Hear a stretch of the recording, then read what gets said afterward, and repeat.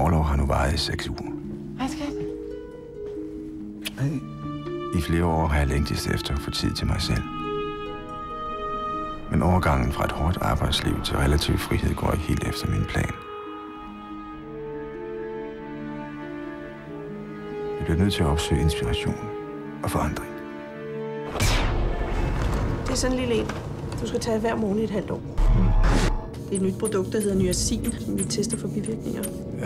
Jeg troede ikke, der var nogen bivirkninger. Jeg er sikker på, at det er små ting. Hvad sker der med dig? Hvad tænker du på? Du har bare været sådan rigtig godt humør her på det sidste. Altså, jeg tror, du skal gå ind på... jeg tror, du skal gå ind... Helvede, har du gang i?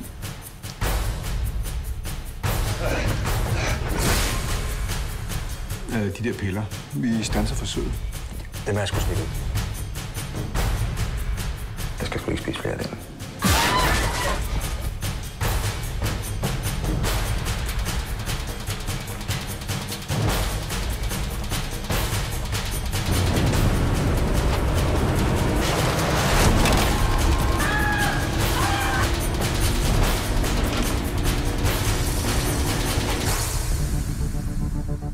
Når man altid har forsøgt at holde sig på sporet, er det en befriende fornemmelse at være lidt på afvej.